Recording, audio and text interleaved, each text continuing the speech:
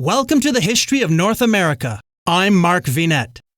Newly crowned, King Louis XIV of France already dreamed of creating a great empire, and he did not want to inaugurate his reign by losing his colony in the New World.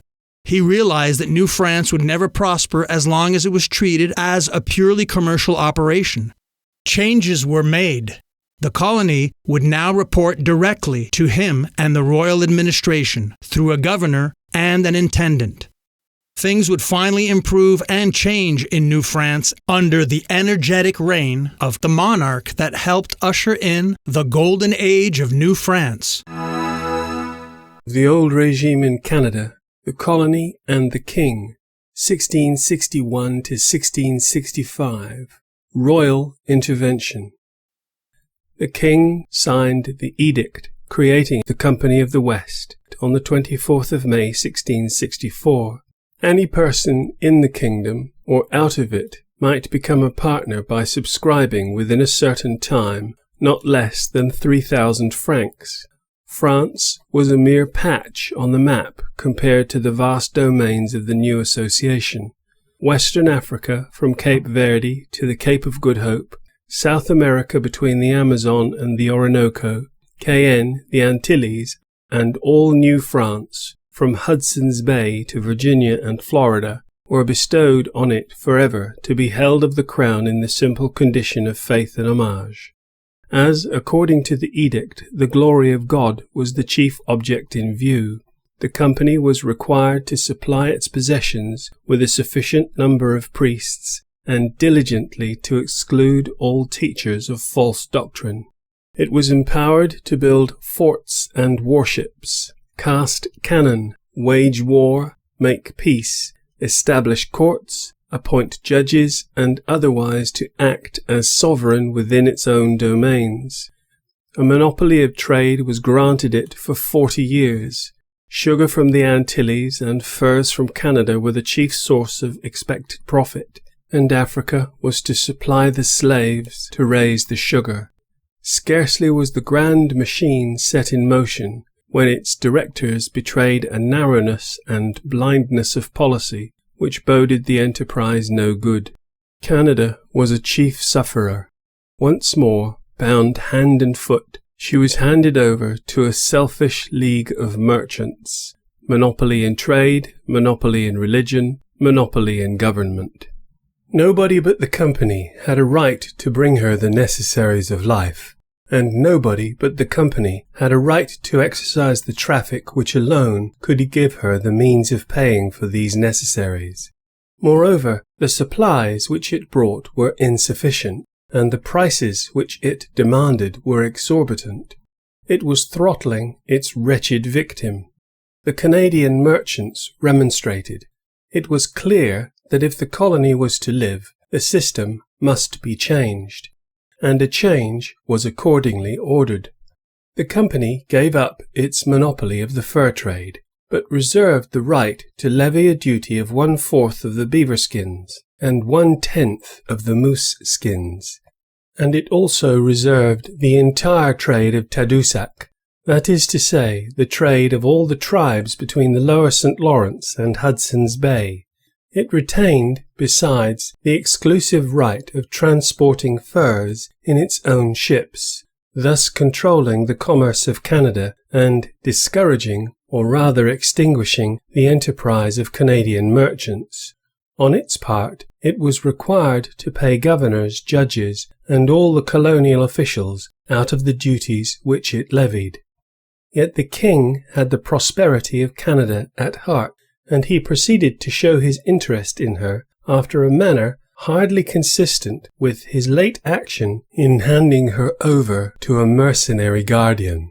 In fact, he acted as if she had still remained under his paternal care.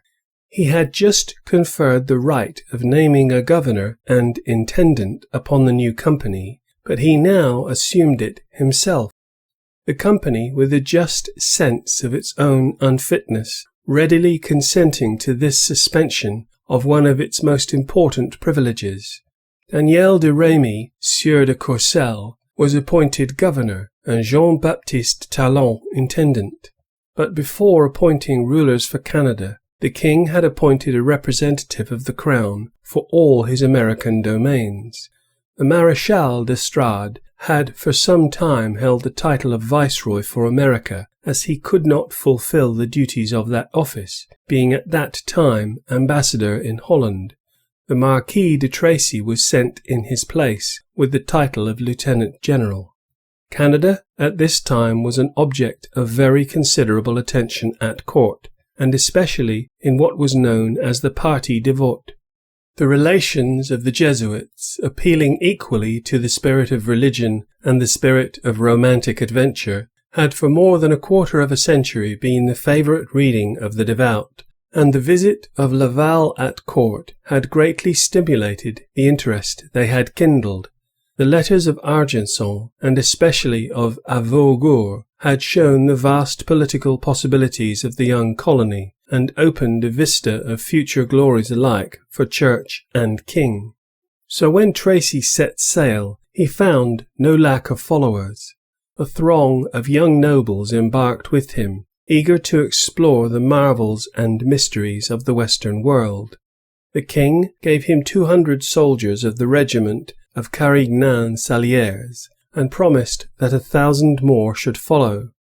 After spending more than a year in the West Indies, where, as Mother Mary of the Incarnation expresses it, he performed marvels and reduced everybody to obedience, he at length sailed up the St. Lawrence, and on the 30th of June 1665 anchored in the basin of Quebec.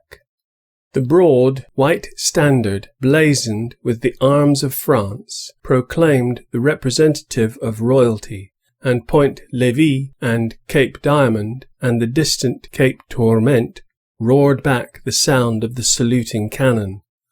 All Quebec was on the ramparts or at the landing place, and all eyes were strained at the two vessels as they slowly emptied their crowded decks into the boats alongside. The boats at length drew near, and the lieutenant general and his suite landed on the quay with a pomp such as Quebec had never seen before. Tracy was a veteran of 62, portly and tall, one of the largest men I ever saw, writes Mother Mary. He was sallow with disease, for fever had seized him, and it had fared ill with him on the long voyage. The Chevalier de Chaumont walked at his side, and young nobles surrounded him, gorgeous in lace and ribbons, and majestic in leonine wigs. 24 guards in the king's livery led the way, followed by 4 pages and 6 valets, and thus, while the Frenchmen shouted and the Indians stared, the august procession threaded the streets of the lower town, and climbed the steep pathway that scaled the cliffs above. Breathing hard, they reached the top, passed on the left the dilapidated walls of the fort and the shed of mingled wood and masonry, which then bore the name of the Castle of St. Louis, passed on the right the old house of Couillard and the site of Laval's new seminary, and soon reached the square betwixt the Jesuit college and the cathedral. The bells were ringing in a frenzy of welcome. Laval in pontificals, surrounded by priests and Jesuits, stood waiting to receive the deputy of the king, and as he greeted Tracy and offered him the holy water, he looked with anxious curiosity to see what manner of man he was. The signs were auspicious. The deportment of the lieutenant general left nothing to desire. A prie-dieu had been placed for him. He declined it. They offered him a cushion, but he would not have it, and fevered as he was, he knelt on the bare pavement with a devotion that edified every beholder. Te Deum was sung, and a day of rejoicing followed. There was good cause. Canada, it was plain, was not to be wholly abandoned to a trading company. Louis XIV was resolved that a new France should be added to the old. Soldiers, settlers, horses, sheep, cattle, young women for wives, were all sent out in abundance by his paternal benignity. I'm Mark Vinet, and I hope you're enjoying the ride.